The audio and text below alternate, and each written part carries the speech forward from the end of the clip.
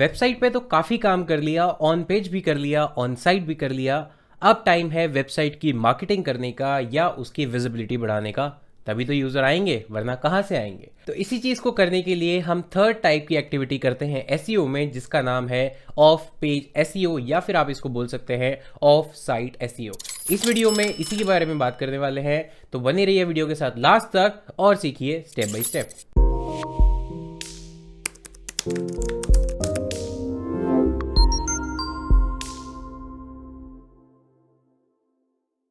Hey guys, thank you so much for joining in. Guys, ये है SEO series की next video, जिसमें हम बात कर रहे हैं ऑफ पेज एसईओ और इसकी चेकलिस्ट के बारे में। प्रीवियस वीडियोस में हमने समझ लिया है कि ऑन पेज एसईओ क्या होता है, ऑन साइट या फिर टेक्निकल एसईओ क्या होता है, और ऑफ पेज का भी थोड़ा सा हमने इंट्रोडक्शन लिया था। इस वीडियो में पूरा उसको समझेंगे और एक चेकलिस्ट की भी बात करेंगे।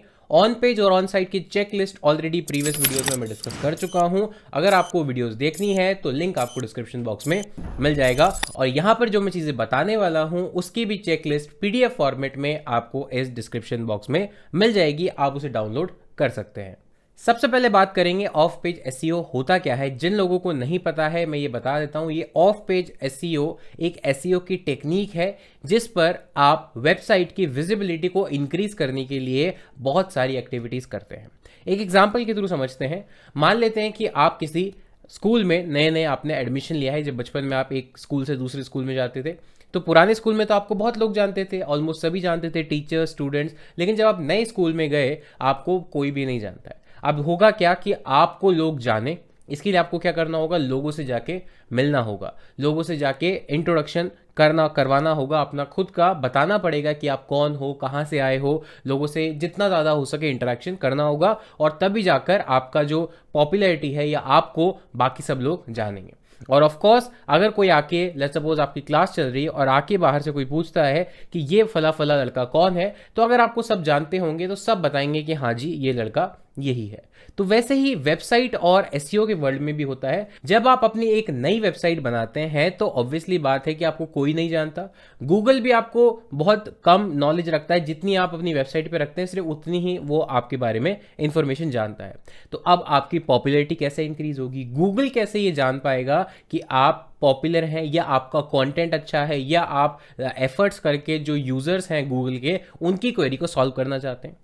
आपकी पॉपुलैरिटी नहीं है तो पॉपुलैरिटी बढ़ाने का तरीका क्या है कि आप अपनी वेबसाइट की मार्केटिंग करें। और मार्केटिंग से मतलब है कि अपनी वेबसाइट के बारे में जो ऑलरेडी गूगल पे या इंटरनेट पे वेबसाइट चल रही हैं उन पर जाके अपनी वेबसाइट के बारे में बताएं। चाहे प्रोफाइल बनाएं, किसी क्वेश्चन का आंसर दें और फिर साथ में अपनी वेबसाइट का लिंक डालें, या और भी जो अदर एक्टिविटीज़ होती हैं।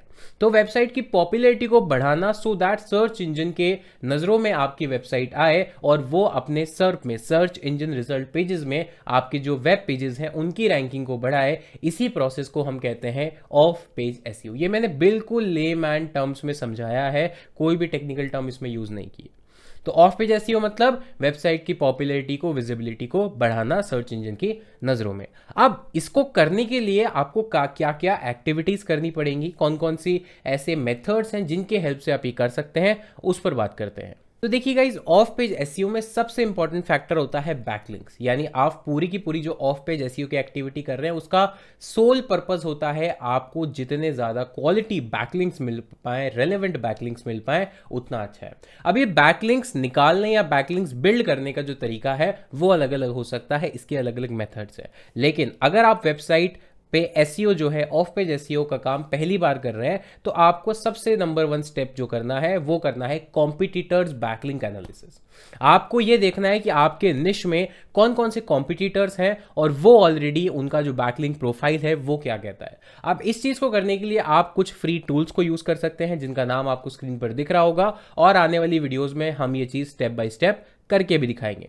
तो ये टूल से आपको पता चलता है कि वो अभी कितने बैकलिंक्स बना रहे हैं, उनकी क्वालिटी क्या है, कहाँ मार्केटिंग कर रहे हैं, किस मेथड को यूज कर रहे हैं। एंड एक बार जब आपके पास डेटा आ जाएगा तो आपको एनालिसिस करने में इजी होगा, अपनी ऑफ पेज की स्ट्रैटेजी बनाने में इजी होगा कि अगर आपको उस कॉम्पिटिटर को बीट करना है तो आपको अपनी क्या स्ट्रैटेजी रखनी पड़ेगी। तो नंबर 1 है competitor backlink analysis. Step number 2 है कि अगर आप ऑलरेडी एसईओ कर रहे हैं या स्टार्ट कर चुके हैं तो आपको अपने बैकलिंक्स जो हैं उनको आपको एनालिसिस करना होगा, उनको एनालाइज करना होगा। और एनालिसिस में आप क्या करेंगे, सबसे पहले आपको कितने बैकलिंक्स मिल रहे हैं, सेकेंड आपको कितने डोमेन से बैकलिंक मिल रहे हैं, हो सकता है एक डोमेन से मल्टीपल बैकलिंक्स मिल रहे हैं, तो कितने डोमेन आपको रेफर कर रहे हैं, that is called referring domain. Third, आपकी वेबसाइट पर ऐसे कौन से पेजेस हैं जिनको सबसे ज्यादा बैकलिंक्स मिल रहे हैं या जिनके पास सबसे ज्यादा बैकलिंक्स हैं। एंड देन फोर्थ, कौन कौन से एंकर टेक्स्ट बैकलिंक्स में आपके यूज हो रहे हैं। तो ये चारों चीजें, ये चारों पैरामीटर जो है वो आपकी हेल्प करेंगे इवैल्यूएट करने में कि आपका अभी बैकलिंक एनालिसिस या बैकलिंक प्रोफाइल कैसा है, और आपको जो टारगेट अचीव करना है या जो भी कॉम्पिटिटर को बीट करना है उसके बेस पर आपकी आगे स्ट्रैटेजी क्या रहेगी। एंड देन थर्ड नंबर पे जो चीज आती है वो आता है क्रिएट अ बैकलिंक कैंपेन, कि आपको बैकलिंक्स क्रिएट करने के लिए स्ट्रैटेजी यूज करनी पड़ेगी, मेथड्स यूज करने पड़ेंगे। और एक मेथड ऐसा नहीं होता है कि सिर्फ एक ही मेथड पे आप काम करेंगे, आप मल्टीपल मेथड्स पे काम करेंगे। अब इनमें कौन कौन से मेथड्स आते हैं वो है broken link, outreach, local citation, paid advertisement, guest blogging, social sharing. And अभी आपको मेरी स्क्रीन पर आप दिख रहा होगा कि कौन कौन सी एक्टिविटीज पॉपुलर हैं जिनके थ्रू आप बैकलिंक्स बिल्ड कर सकते हैं। बिकॉज अगेन मैं आपसे कह रहा हूं, पूरे ऑफ पेज एसईओ में जो भी आप करेंगे उसका प्राइमरी गोल ये होगा कि जितने ज्यादा रेलेवेंट और क्वालिटी बैकलिंक्स आप ले सकते हैं उतने लेने हैं, क्योंकि गूगल के रैंकिंग फैक्टर का सबसे इंपॉर्टेंट पॉइंट है backlinks, quality backlinks, relevant backlinks, कहां से मिल रहा है, कैसे मिल रहा है, डू फॉलो, नो फॉलो, ये सारी चीजें।